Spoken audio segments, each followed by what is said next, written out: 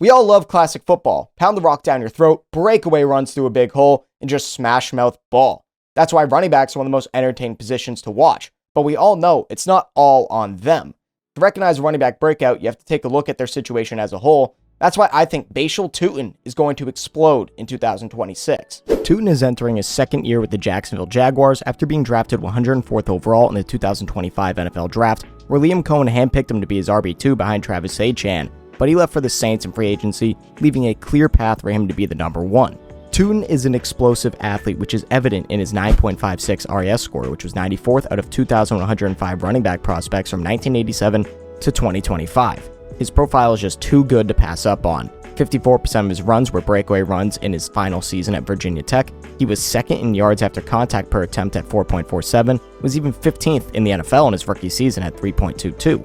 Tuten was in the 96th percentile in yards after contact rate, 98th percentile missed tackles force rate as well, and this is all at a compact 5'9", 209-pound frame. He fits very well in Coen's run scheme, which is a good mix of gap and zone. Coen can create huge holes through his manipulation blocking schemes. He pulls people, whether it's a guard or a tackle. Someone is pulling to create an advantage for this offense on one side of the field, while also using motion to have a tight end come across for the play. Maybe PJ Washington comes across. He just really brings misdirection for the defense, and that's a big reason Etienne was so successful last season. Look at all of Travis's best runs. Someone was motioning or pulling on every single run. The run scheme does not require good vision, but I think Tuten sees every hole at a high level, so that only benefits him. You see that against the 49ers, and why I love this play is because he just reads the block so well. This was supposed to be a run to the outside from what I can tell, but watch from the beginning. Motion brings in D. Winters and Fred Warner, and at the snap, Michael Williams is in a good position to stop Tuten if he goes outside. D. Winters has the B gap, but because of the shift, Fred Warner was put out of position just a little bit from getting to the cutback lane, which Tuten hits. The right guard is able to climb up to Warner immediately, allowing Bhayshul to get through the hole and pick up 8 yards. He is just so decisive with his cuts. On this run against Cincinnati, he cuts this run back to the inside without thinking, without dancing around like Michael Jackson. He just sees the hole, cuts, and doesn't lose any speed, and he gains 6 yards. It's just always positive runs for this guy. Coen's run game is just so simplified for the running back, and add on good vision, chunk plays will happen, and he does the same thing against the Chargers. Another designed outside handoff after a motion from the tight end.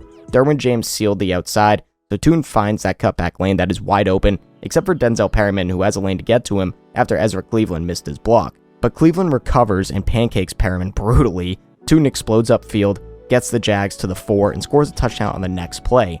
And speaking about touchdowns, Tuten has a nose for the end zone from 5 to 10 yards out. On just 8 rushing attempts from inside the 10-yard line, he scored 5 touchdowns. If you want to add a screen pass he took in for 8 yards, that makes it 6. If you make it inside the 5, it's 4 touchdowns on 6 attempts.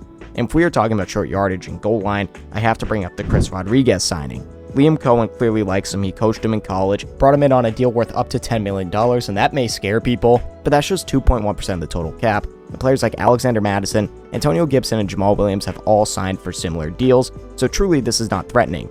Chris Rodriguez is allegedly going to be the short yardage and goal line back for this team, which sure he can be, but Tuten showed a lot playing that role at times last season, and that is on top of the fact that Tuten is a much more complete pass catcher than Rodriguez, who is abysmal. Tuten can play all 3 downs, where Chris is at most a 2-down back. Coen knows that there is more potential for success on any given play, and in more situations with Tuten on the field compared to Rodriguez. That is very evident given their production and profiles from college to now. This team just needs another guy in the room who can churn out tough yardage, and as for receiving production, I think him and LaQuint Allen split that role on 3rd down, where neither truly dominates the route percentage, but both have their fair share of opportunities. But Tuten had a much higher targets per route run rate at 14% of his routes compared to 8% for Allen. I don't think this is truly a fear for people who want to draft Bhayshul Tuten, who's currently the RB26 in Underdog. If you want to draft him in best ball, Underdog is the place to do it because they're the best place to play fantasy sports. For the pick-em entries, all you have to do is pick higher or lower on 2 of your favorite players' projections, and you can win up to 5,000 times your money.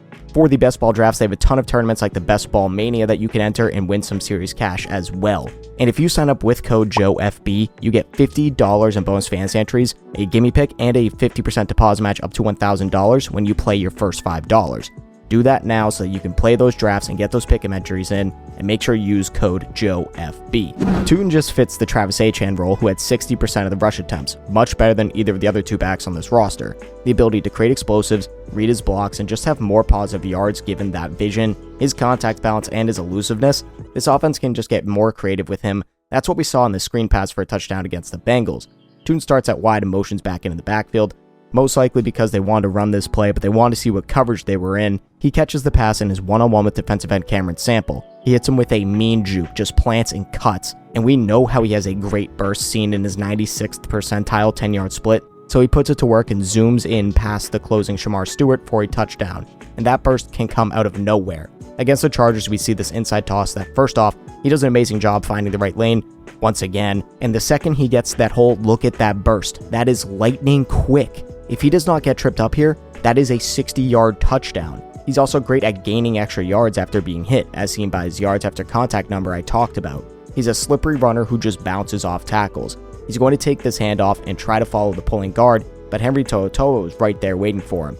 To'oTo'o, defensive tackle Tim Settle, and linebacker Azeez Al-Shaair all make contact with Tuten at the line of scrimmage, but they all just bounce off him. Then look, he somehow stayed up, kinda, and took another hit, which pushed him forward for another yard. That's just incredible. Defenders cannot bring him down fully to the ground, often on their first attempt, and we see similar stuff against the Chargers. They actually ran so many short tosses to him during this game, it was kind of crazy. Elite burst through the hole after his cutback, which is stuff we are used to at this point, and he absolutely ruins Elijah Molden's day before dragging another defender for extra yardage. He's just tooting and scooting around these defenders. And then we have another play against Cincinnati where Travis Etienne motions in, Tuten gets the handoff, and look what he does to Shamar Stewart. He just throws him to the ground. This first round pick for the Bengals that's supposed to be able to stop the run, he just throws him down, continues upfield, and gains that extra yardage that you expect from every play for this guy at this point. And the last play I want to show you is again against the Bengals. Not surprisingly, he's going to take this handoff, and the second he takes it, the hole is plugged up, so of course he cuts back, but someone missed their block, so he runs right into a defender and piles through him for like 6 extra yards. The contact balance and the ability to just shed off tackles and get through them is insane for Bhayshul Tuten, and it's something that we can only expect to be more prevalent with a bigger role. I know Bhayshul Tuten did have a limited role last season, but in 2026, he's going to explode onto the scene like he does through the B gap.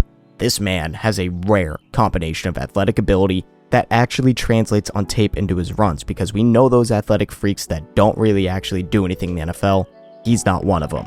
Whether he has had the same success as he did in college or not so far with breakaway plays, we all see the potential, and he has every opportunity in the world in this amazing run scheme that helped Bucky Irving break out as a rookie. Travis Etienne bounced back off a down year that landed him a huge contract with the New Orleans Saints to be Tyler Shuck's new running back. There is just no way he does not outplay a running back 27 ADP. That is an insanely low number for me. I've been actually trying to trade for him in Dynasty, I won't lie to you guys. It hasn't been working because the owner doesn't know how Dynasty works. I'm offering him a first-round pick and Woody Marks. I think that's a pretty fair trade for Bhayshul Tuten, whatever. But back to the point, given what we've seen from him and the run scheme that he is in, it's Tuten time.